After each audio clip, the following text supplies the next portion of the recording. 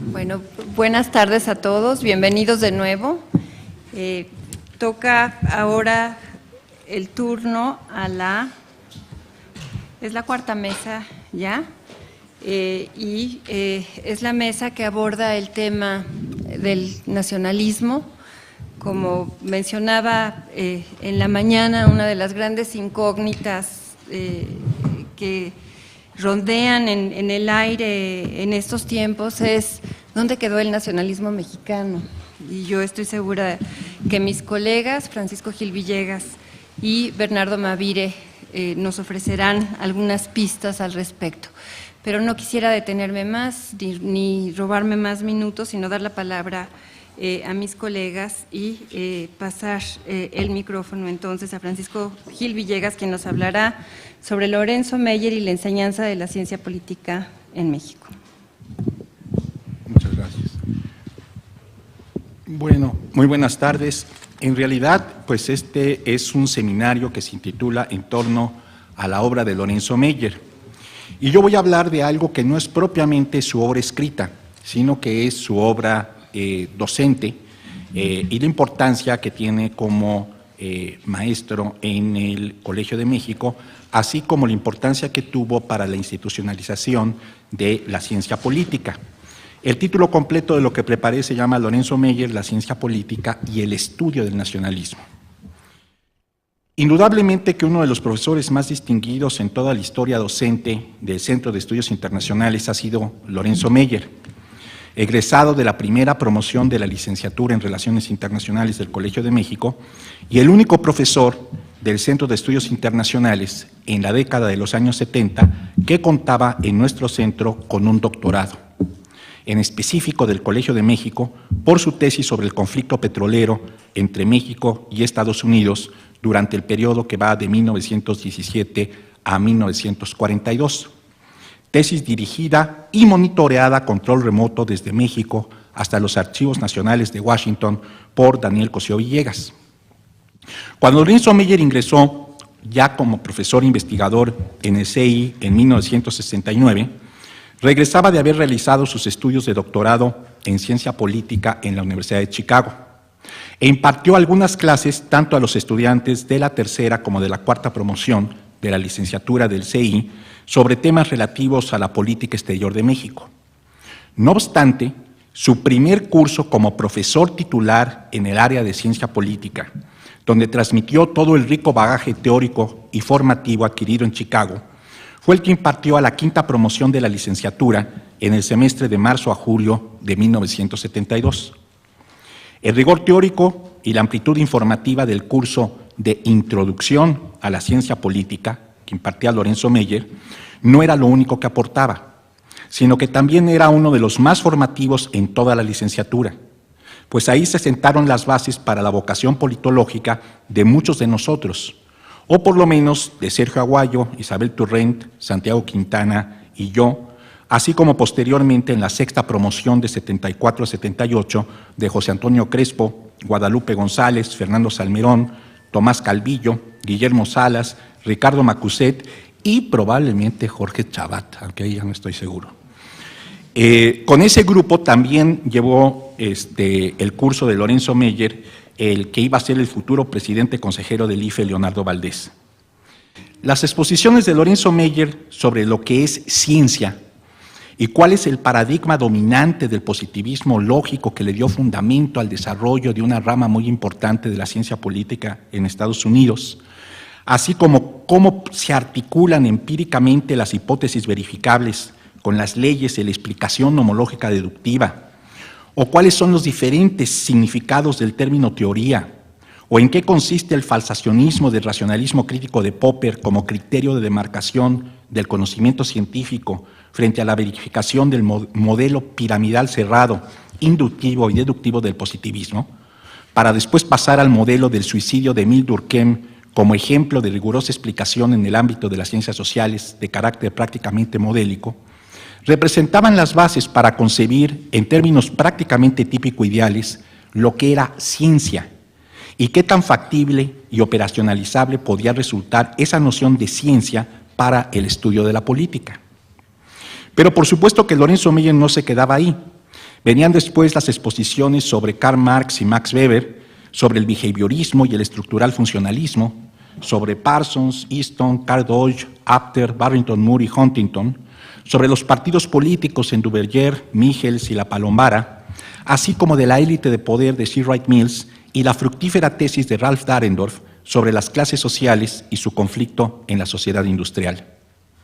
Fue un curso memorable porque a muchos nos sirvió de rica cantera, posteriormente saqueada desvergonzadamente, no tenemos ninguna vergüenza en decirlo, ya fuera para otros cursos de la licenciatura o para dirigir tesis de grado o para los estudios de posgrado, y en mi caso para diversos cursos que he impartido a partir de 82 en el Colegio de México, y no solo en el Centro de Estudios Internacionales, sino también en el de Sociología, en el de Asia y África, en el de Historia y ahora en el Centro de Estudios Económicos. En 1972, el curso de Lorenzo Meyer se complementaba maravillosamente con uno de Introducción a las Ciencias Sociales que impartía Adolfo Mir Araujo, donde se abordaban modelos de explicación del cambio social, teorías de estratificación social y la importancia de las pautas y normas en los procesos de socialización. De tal modo que la teoría del sistema social de Talcott Parsons también ocupaba un lugar central en dicho curso. Dos estudiantes de la cuarta promoción, mayores que yo, me pidieron unas clases sobre Parsons, puesto que, según decían, lo habían visto muy superficialmente por no haber tenido la suerte de llevar el célebre curso, ya para entonces mítico, de Lorenzo Meyer. Y sin embargo, muy pocos sabían por ese entonces que el autor que más me había impactado el curso de Lorenzo Meyer no era Parsons, sino Max Weber, en parte porque tanto Parsons y Ramón Aron reconocían que esa era la principal influencia que ellos habían recibido en su propia formación de teoría sociológica.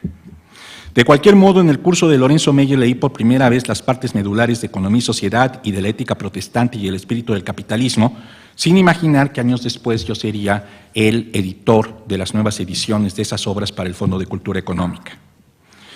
Lorenzo Meyer impartiría después muchos otros cursos en el Centro de Estudios Internacionales, sobre historia de las ideas políticas, historia de México independiente, política exterior de México e historia de las relaciones entre México y Estados Unidos. En todos ellos se destacó por su claridad expositiva, sus versátiles recursos didácticos y su facilidad para plantear analogías entre el pasado y la realidad política contemporánea de México. Se caracterizó además por ser un exigente y dedicado director de tesis en el Centro de Estudios Internacionales, tanto en las licenciaturas como de la maestría en Ciencia Política. A él se le debe también el diseño del plan de estudios de la maestría en Ciencia Política de la primera época, de 1973 a 1981, el cual muchos de sus egresados coincidimos en que nos parece superior al que se diseñó conjuntamente para la segunda época de la maestría a partir de 2007. En efecto, una de las innovaciones docentes del CEI en 1973 fue la instauración de la maestría en Ciencia Política, en un proyecto diseñado y promovido personalmente por Lorenzo Meyer, quien después sería el cuarto director del centro de 1977 a 1981.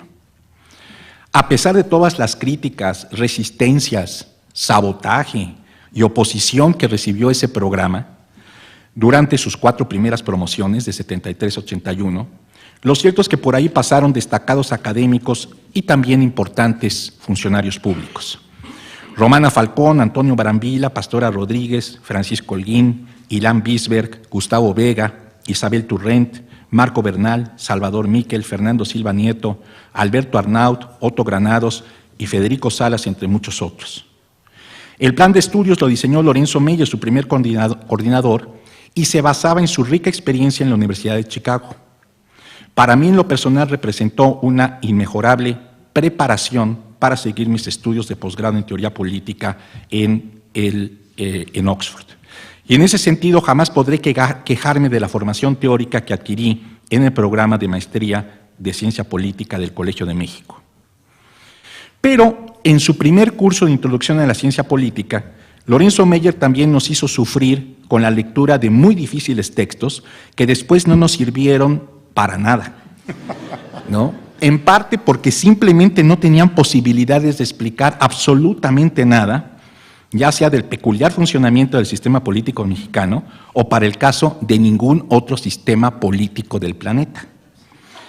Tal era el caso, por ejemplo, del modelo cibernético de los nervios del gobierno de Karl Deutsch, lo cual no quiere decir que eso no se viera compensado por muchas otras lecturas de la teoría de la modernización, del desarrollo político, de la teoría realista de las relaciones internacionales y de los modelos teóricos del corporativismo y del autoritarismo que sí superaron la prueba del añejo reprobada por Karl Deutsch y que sí nos sirvieron a muchos y en muy diversas direcciones para hacer análisis no nada más del sistema político mexicano, sino también de otros sistemas europeos, latinoamericanos y en mi caso hasta de sistemas tan exóticos como los de Libia y Arabia Saudita. Aunque no aparecía en la bibliografía del primer curso de la ciencia política impartida por Lorenzo Meyer, él nos recomendó hacia el final del curso la lectura de un libro recientemente traducido al castellano por la editorial Paidós de Buenos Aires, que se intitulaba Nacionalismo y sus alternativas. Al principio, y como ya estábamos muy cerca del examen final, los estudiantes dijimos entre nosotros, estaba Sergio Aguayo, not again, porque el autor de ese libro era el inefable Karl Deutsch, el del nacionalismo y sus alternativas. Pero para nuestro alivio y superado el primer prejuicio, corroboramos que ese texto por lo menos era mucho más claro, pertinente e inteligible que el de los nervios del gobierno que nos ponía tan nerviosos. El texto de Deutsch, del nacionalismo, exponía muy diversas maneras de enfocar el problema del nacionalismo en el contexto de la Guerra Fría. Y al final, por supuesto que intentaba presentar una teoría general del nacionalismo capaz de explicar todas sus diversas manifestaciones. En la discusión de los últimos trabajos de seminario vimos, sin embargo, que la teoría de Deutsch resultaba francamente insuficiente para explicar en concreto las características del nacionalismo mexicano. Un tema al que Lorenzo Meyer le había dedicado, por cierto, una gran atención desde su tesis doctoral. Por lo cual, él nos hizo notar que el problema del nacionalismo no podía explicarse mediante ninguna teoría general, sino que debía abordarse siempre desde una perspectiva histórica, porque era la que permitía ilustrar y explicar lo único, específico y en muchas ocasiones irrepetible de las diferentes experiencias del fenómeno del nacionalismo. Algunas eran experiencias meramente ideológicas, sí, pero otras las explicaban a veces como efecto de demostración de las colonias hacia sus metrópolis. En otros casos sí podían tener una base étnica, lingüística, cultural o incluso religiosa. En otros casos, como el alemán, hubo un detonante de resentimiento frente al imperialismo cultural de la Ilustración francesa y la posterior ocupación napoleónica. En otros casos más predominaba la base religiosa y en muchos otros casos, como el del nacionalismo árabe, ni siquiera era un componente esencial en este nacionalismo el que se diera dentro del marco de un Estado-nación. En suma, que no había un común denominador que permitiera elaborar una teoría general del nacionalismo. La clásica definición de Renan respecto a que la nación se fundamenta en un plebiscito cotidiano con base en un pasado histórico y cultural compartido, ya para esa época ni siquiera era aplicable a Europa, porque la comunidad europea, incluso mucho antes del euro y la caída del muro, rebasaba ya las tradiciones de las tradicionales fronteras nacionales y era una de las instancias de integración política transnacional que sobrevivía precisamente mediante un plebiscito casi cotidiano con fundamento en el pasado histórico y cultural compartido por todos los europeos. En cambio, en México, las tropas de López Velarde nos recordaban que el plebiscito cotidiano de la suave patria era más bien vivir al día, de milagro, como la lotería, y que en muchas ocasiones la patria había sido raptada en la cuaresma opaca sobre un garañón y con matraca y entre los tiros de la policía.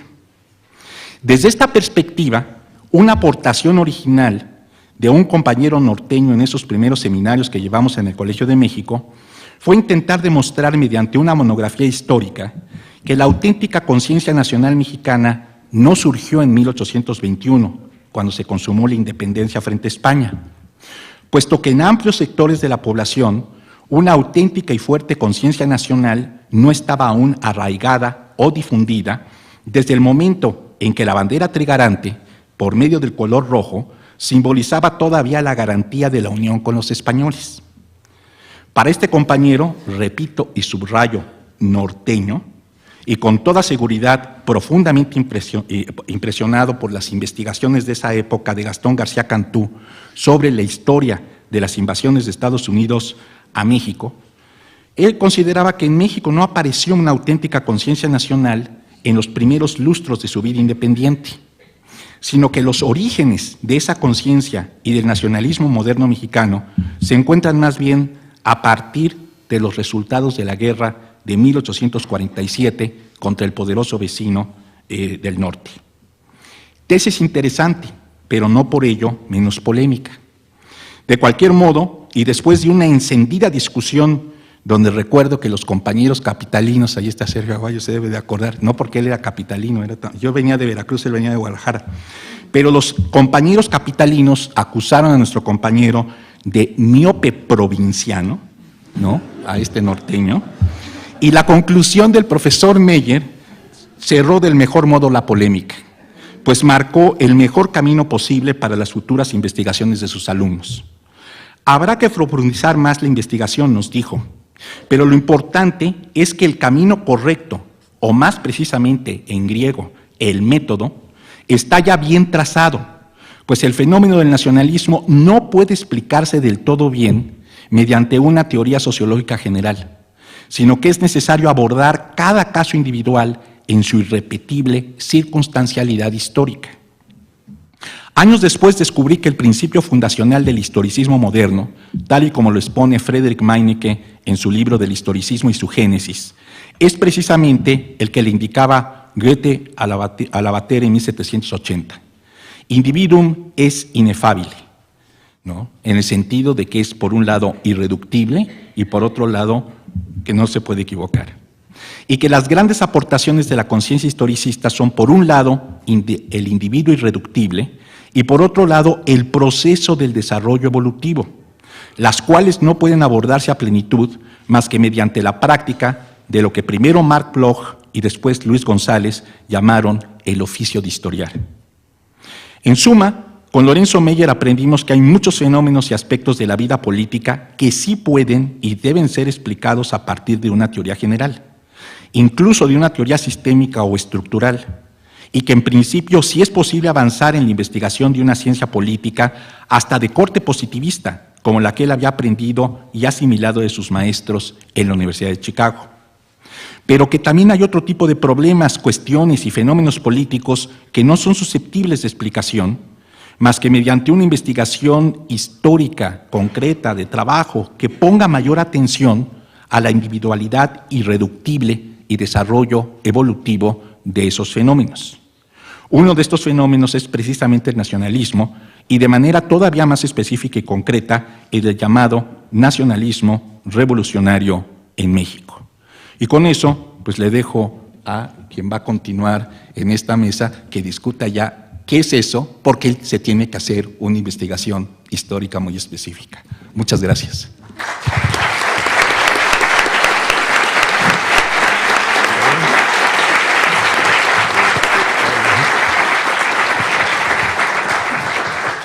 Muchas gracias, Francisco. Pasamos ahora la palabra al profesor Bernardo Mavire, quien nos hablará sobre nación y cultura en México. Bernardo. Gracias. Muchas gracias. En la obra de Meyer ha sido recurrente una preocupación por el sentimiento nacional, por los esfuerzos del país para afirmar una personalidad. Esto se puede advertir en los trabajos sobre la expropiación petrolera, también en los libros sobre las relaciones de México con España e Inglaterra, que dan fe de las dificultades que tuvimos para afirmarnos en el escenario internacional, a menudo hostil. Soy muy afín a estas preocupaciones y por eso me complace mucho la posibilidad de presentarles mis apuntes para un ensayo que estoy escribiendo en la ocasión, que sí cubre, como está anunciado en el programa, el asunto de nación y cultura, aunque en realidad es un poquito más general, Voy a tener primero la inconsciencia de resumir en una página 4 siglos de antecedentes, luego voy a pasar a exponer el desarrollo, el auge y la decadencia del nacionalismo de Estado en México, para finalmente tratar de sus posibilidades actuales.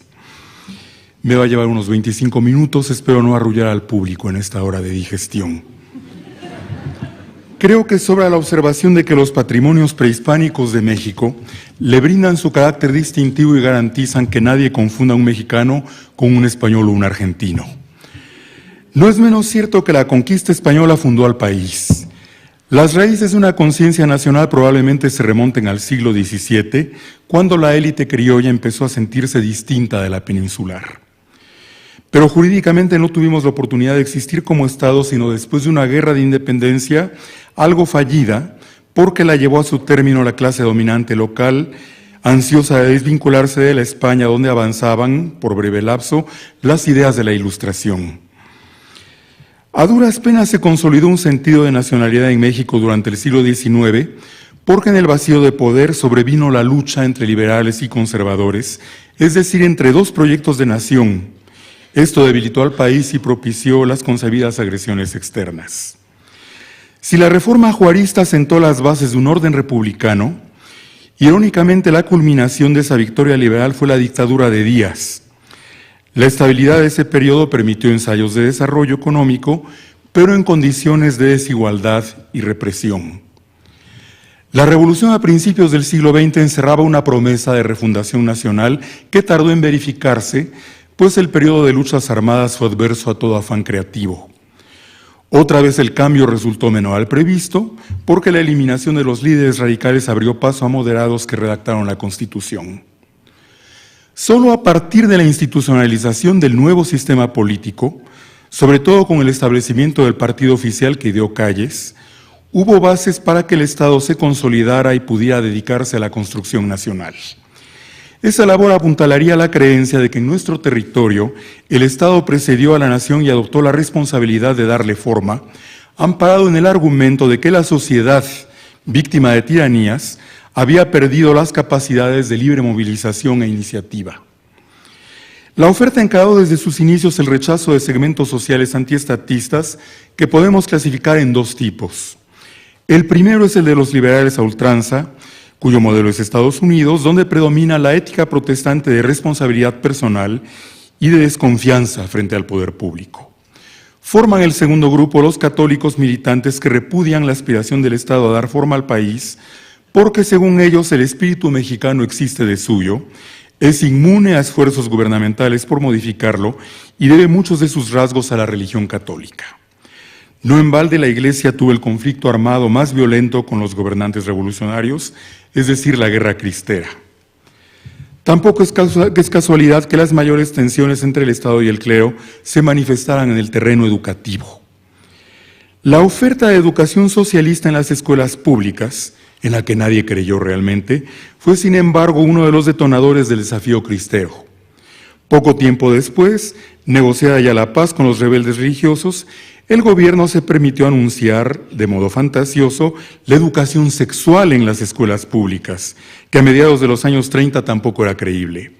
El anuncio tal vez haya sido una provocación del gobierno para medir fuerzas con el clero bajo el nuevo acuerdo de convivencia. Pero en sentido estricto, el primer esfuerzo por gestar sujetos nuevos mediante la instrucción pública es anterior un poco a la fundación del PNR. Se remonta al gobierno de Obregón, cuyo secretario Vasconcelos difundió obras clásicas en ediciones muy baratas, con la esperanza de que la lectura redimía al pueblo de su animalidad. Hasta la fecha no leemos gran cosa. El impulso innovador duró poco, en parte debido a la desilusión de Vasconcelos con el régimen.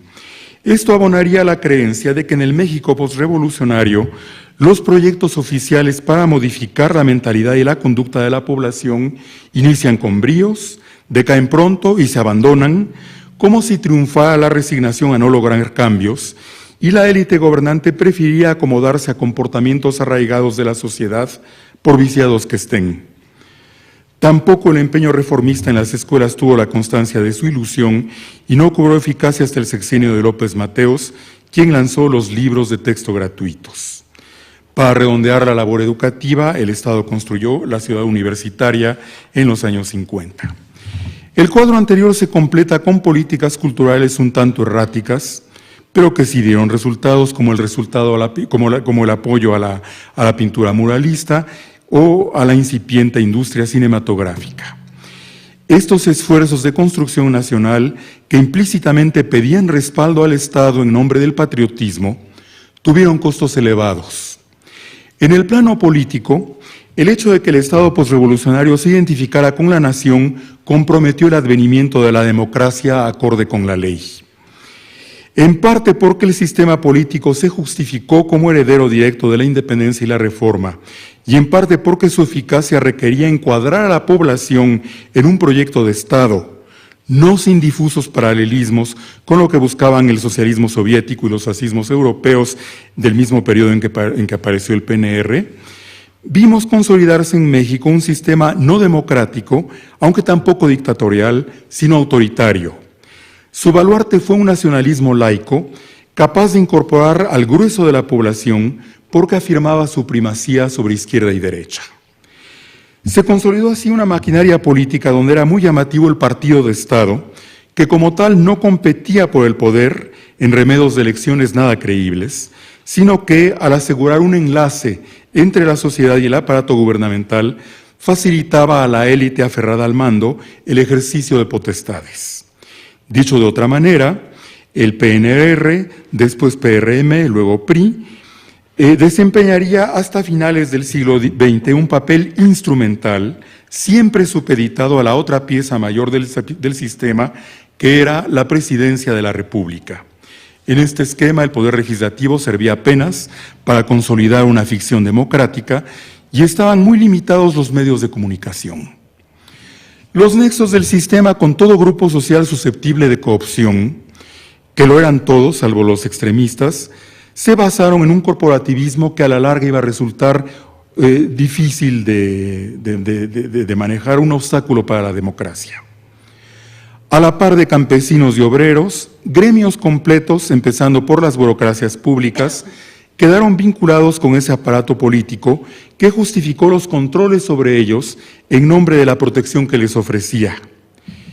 No quita que estas clientelas, por lo común organizadas en sindicatos, realmente sí recibieron privilegios y desarrollaron capacidades para chantajear a los gobernantes que en principio respaldaban.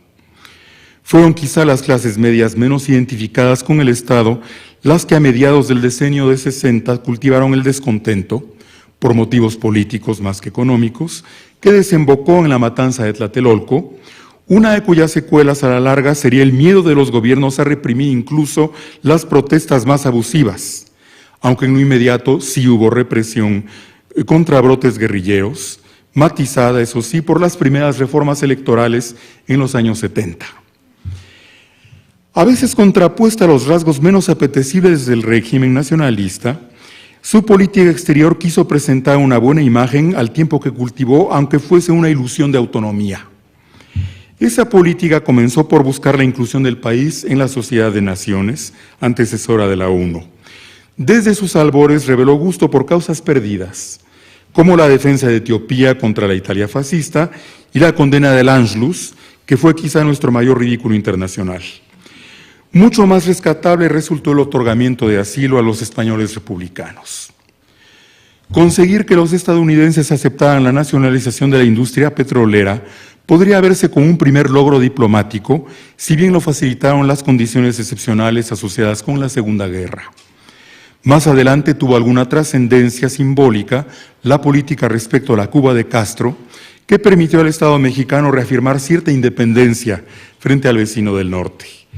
Siguió una apuesta por el multilateralismo que se prolongó hasta los años 70 y llevó a México a votar en la ONU de maneras que desafiaban a Estados Unidos sin grandes consecuencias. Nuestro país se dio incluso el lujo de impulsar dos grandes iniciativas, el Tratado de Tlatelolco contra la proliferación de armas nucleares y la Carta de Derechos y Deberes Económicos de los Estados, redactada esta última en el mismo espíritu que una misiva a Santa Claus. Ambas propuestas fueron fracasos totales, salvo porque divulgaron la existencia de un México voluntarioso. Mucho más atinada, la acción en defensa del mar patrimonial sí cuajó en normas de derecho y tuvo repercusiones materiales. Estaba ya muy mermada su economía cuando México, en el último despliegue de la política exterior activista, se propuso como mediador por conducto del Grupo Contadora en el conflicto de Nicaragua durante el sexenio de la Madrid. Pero iba ganando fuerza el reconocimiento de que, para desplegar autoridad en el ámbito internacional, esta debía afincarse, si no en fuerza militar, cuando menos en poder económico, que México no tenía en el decenio de 80, a diferencia de épocas anteriores. La base del nacionalismo oficial fue el éxito relativo de las políticas económicas del Estado en el segundo tercio del siglo XX. Con todo y que se le recuerda como el gran impulsor de la reforma agraria, Cárdenas debió tener en mente un desarrollo industrial apoyado en la producción agrícola. Eso explicaría la nacionalización petrolera. Me da casi vergüenza decirlo frente a un especialista que podrá explicarlo mucho mejor. La Segunda Guerra brindó a México una primera oportunidad de impulsar sus manufacturas para cubrir faltantes en Estados Unidos.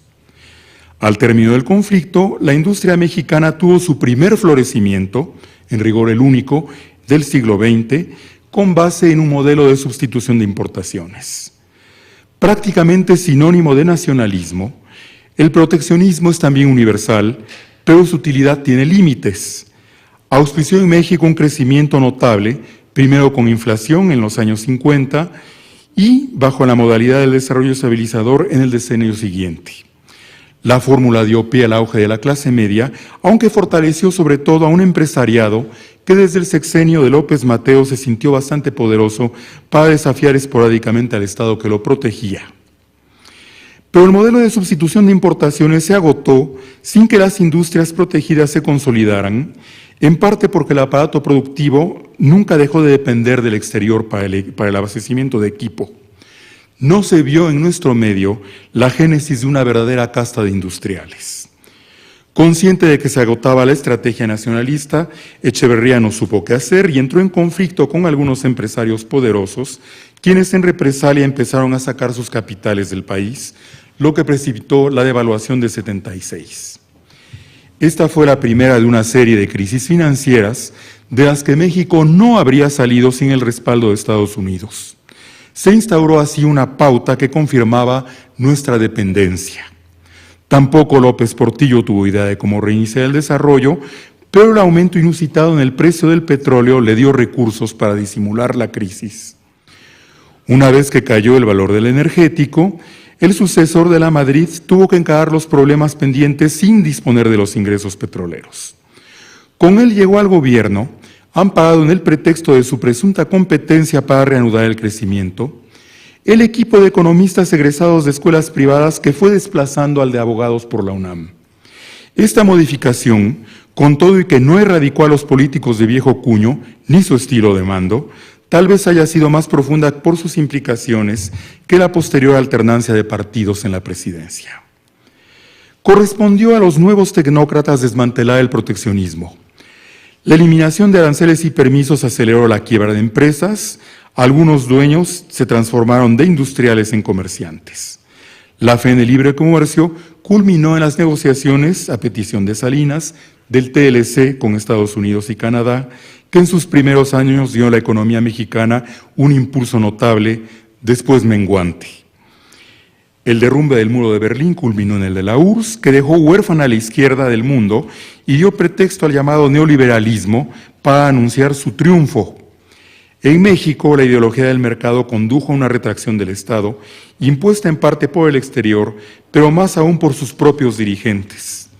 Confirmaron este giro la privatización de empresas públicas y una serie de recortes presupuestarios acordes con la política de austeridad para controlar la inflación, así fuera a costa de inhibir por completo o casi el crecimiento. En contraste con dudas nacionalistas de épocas anteriores, para el gobierno de Salinas y los que siguieron se volvió prioridad atraer capital foráneo para no depender más de los inversionistas nacionales. Esto implicó que pasara a muy segundo plano la alianza entre el Estado y los industriales mexicanos en extinción. Tomaría su lugar una relación de amor-odio igualmente paradójica entre el grupo gobernante y la nueva aristocracia financiera. El segmento de la industria que logró sobrevivir se orientaría cada vez más al comercio internacional a base de mantener deprimidos los salarios locales.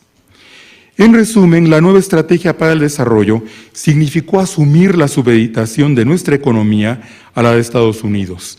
No era nueva la supeditación, pero sí la manera abierta de reconocerla. Eso tuvo implicaciones para la política exterior mexicana, que por no contrariar al vecino se volvió discreta hasta el punto de casi desaparecer. No es que se haya caído en el servilismo, porque la inercia de viejas prácticas lo conjuró.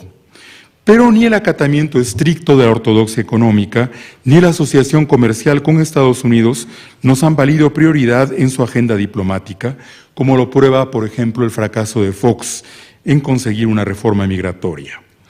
Hoy México no dispone casi de recursos para negociar con la potencia.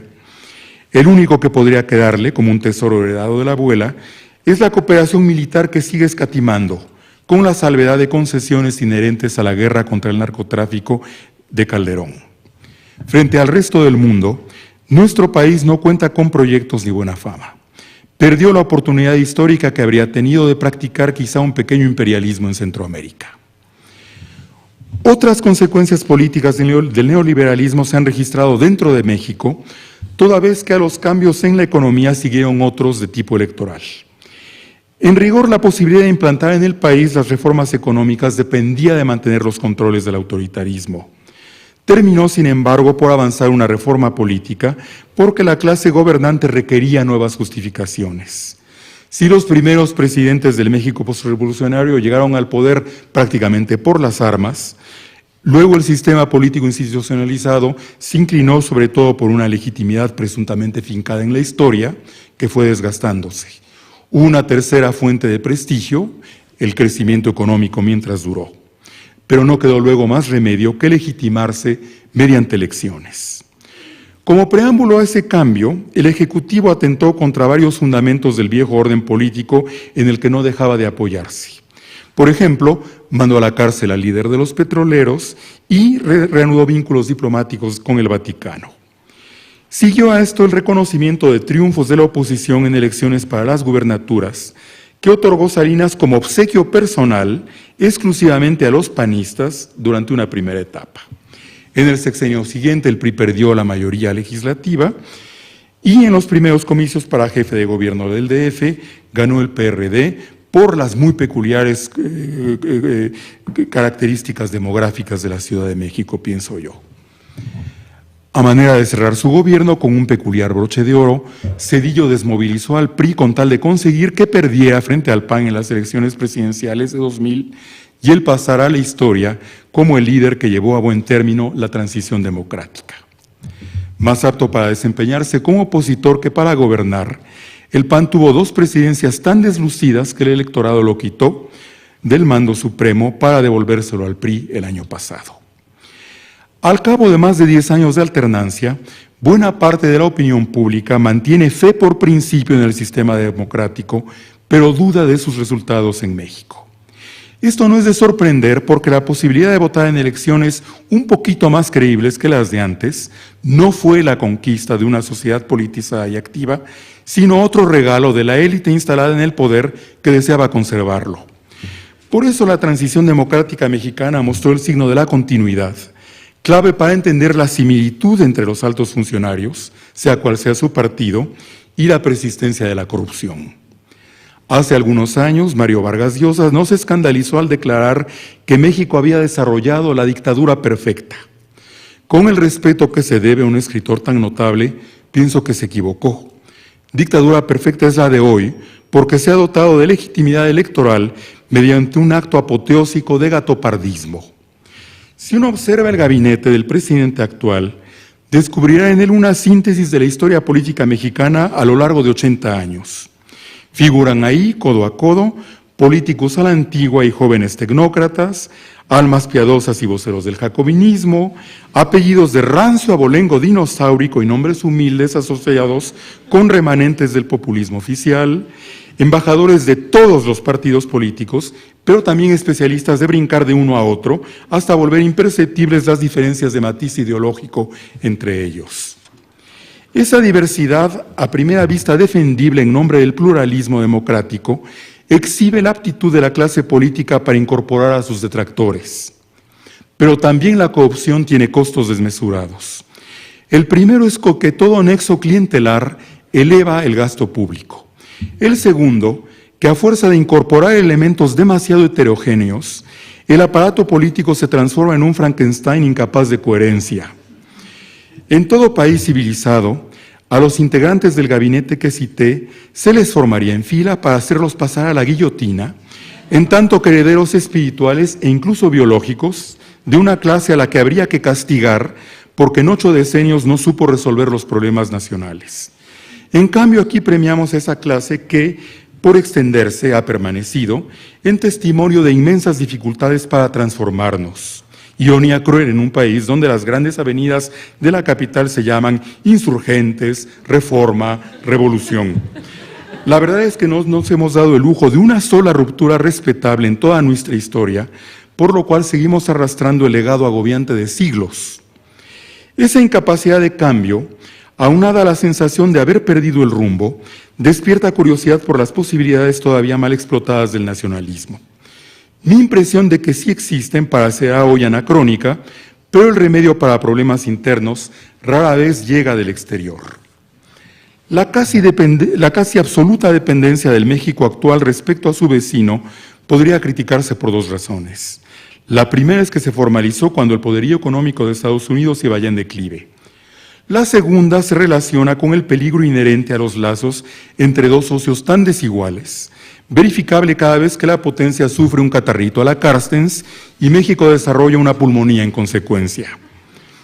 Sería torpe negar que la vecindad de Estados Unidos puede contribuir al desarrollo económico mexicano, pero es preciso que nuestro país se dote primero de bases sanas. Es muy mala señal que sus ingresos sigan dependiendo de la exportación de petróleo crudo, de las remesas de connacionales fuera y del turismo. Insisten algunos economistas en que las manufacturas no son ya la clave del desarrollo. Sin embargo, los países que han sobrellevado mejor la crisis en Europa, por ejemplo, son precisamente los que tienen las industrias más consolidadas.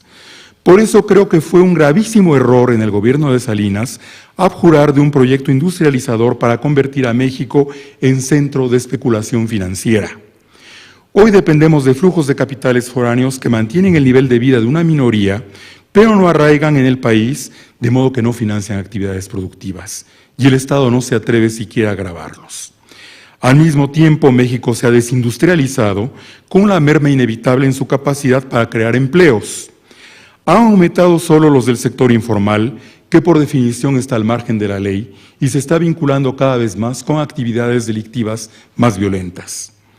La degradación se confirma en los datos sobre el crecimiento, que más allá de fluctuaciones marcadas ha sido mediocre en los últimos 3 decenios.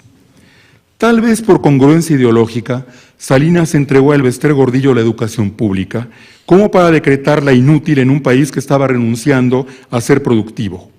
Se aceleró a partir de ahí el deterioro de las escuelas, que además de traducirse en deficiencias académicas, ha dado lugar a conductas agresivas entre los alumnos.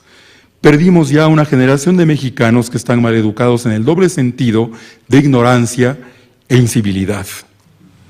Restablecer el papel de las aulas como formadoras de personas cultas y con una ética del trabajo bastaría para reivindicar el nacionalismo, porque esa labor es de tal magnitud que solo el Estado tiene los recursos necesarios para desempeñarla. La mala noticia para el pueblo mexicano es que tendrá que hacer desde la infancia, en el salón de clases, un gran esfuerzo comparable con el que se pidió en Europa o Japón justo después de la Segunda Guerra o más tarde en Corea del Sur.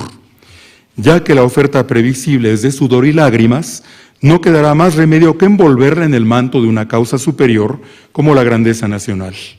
Brasil y China, estos ejemplos que nos atormentan, justamente ilustran la fuerza que conserva el nacionalismo para movilizar y encuadrar a la gente en proyectos colectivos. Decirlo tal vez lastime las sensibilidades de izquierda, pero lo cierto es que no abundan ejemplos de sociedades que se transformen a sí mismas para luego dotarse de un aparato de gobierno acorde con sus nuevos rasgos. es mucho más habitual que un grupo reducido gane control sobre las instituciones públicas para modificarlas y desde ahí resocializar a la población. En México sería deseable que accediera al poder mediante elecciones, tal vez bajo la bandera de un partido que todavía no existe, un grupo de transformadores, de reformistas, como nunca se ha conocido, con ideas de gran audacia y recursos materiales suficientes para realizarlas, sobre todo en lo que atañe a la economía. El problema es que hoy no se ve de dónde podría salir esa fuerza transformadora. Tan obvia resulta la carencia de talento local que a veces se reanima la tentación de anhelar un estímulo externo, como el que pudiera ofrecer, con todas las reservas del caso, nuestra diáspora.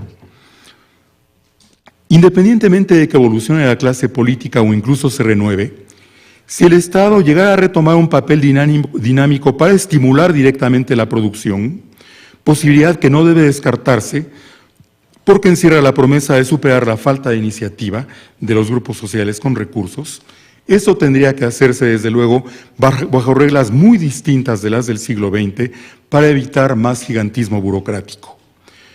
No veo que en México exista una sociedad con arraigada confianza en la democracia. Los partidos políticos tienen la peor reputación. Se ha dicho que el terremoto de 85 en la Ciudad de México consolidó organizaciones independientes. La verdad es que el desastre no dejó más legado institucional que un grupo especializado en ocupar ilegalmente inmuebles vacíos. De vez en cuando gana popularidad en nuestros días algún líder social que encabeza protestas contra la delincuencia, pero no siempre acepta incorporarse a la política institucional. Capítulo aparte es el de las manifestaciones masivas por cuenta de los grandes sindicatos de empleados públicos que paradójicamente se distinguen por repudiar cambios en vez de propugnarlos. Veas el caso de maestros de educación básica que defienden con ferocidad su derecho adquirido a heredar las plazas a sus descendientes. Este tipo de protesta conservadora, lejos de indicar vitalidad reformista, busca perpetuar beneficios particulares que lesionan el interés más amplio de la sociedad.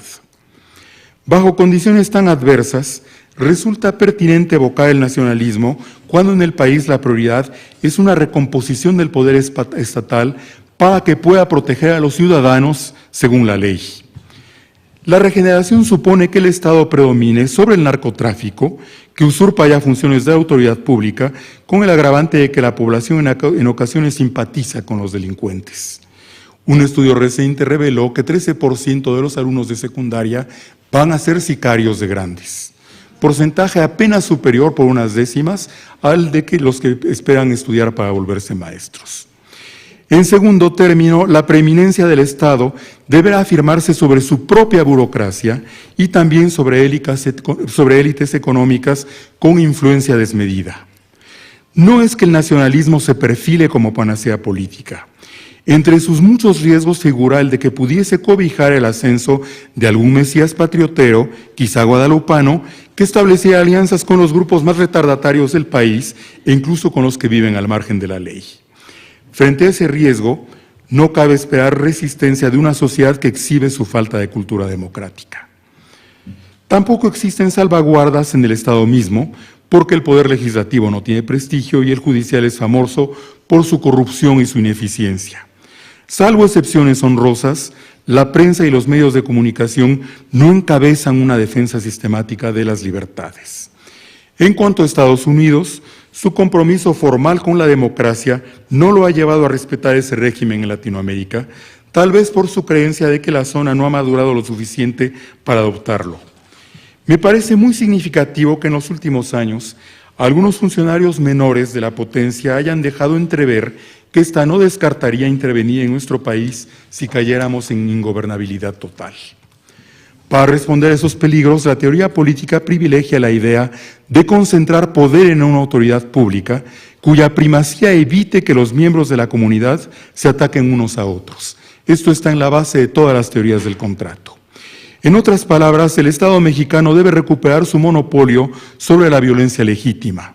Eso le obliga a frenar la criminalidad más brutal y a ejercer coacción moderada contra conductas delictivas menores, porque sólo así se evitarán desórdenes que a la larga exigirían mayor represión. No será fácil encontrar ese punto de equilibrio, máxime que la gravedad de los problemas nacionales suele infundir dudas respecto a cómo resolverlos por conductos democráticos. Por eso el gran desafío para el Estado mexicano será el de recuperar sus atribuciones legítimas y ejercerlas sin comprometer los avances en materia de garantías individuales, es decir, sin que adopte prácticas tan opresivas que en comparación las dictaduras del Cono Sur de los años 70 parezcan un día de campo.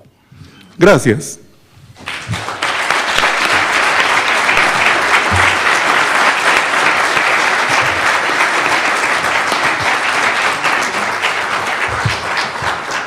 Muchísimas gracias a mis colegas y amigos Francisco Gil y Bernardo Mavire por dos muy sugerentes ponencias acerca de los orígenes del sentimiento nacional, las dificultades para estudiarlo, para abordarlo, la necesidad de mirarlo desde una perspectiva histórica, las ambivalencias que supone también la movilización nacionalista, con la promesa de que pueda ser la plataforma para impulsar un cambio que pueda llevar al país y llevar a la sociedad mexicana a un nuevo estadio lejos de la violencia y de la corrupción.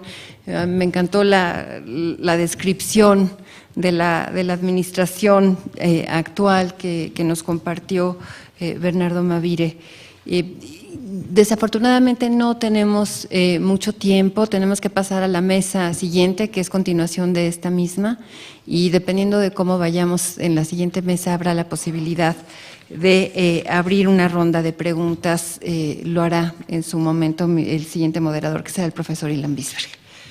Muchísimas gracias. Tenemos un receso de 10 minutos.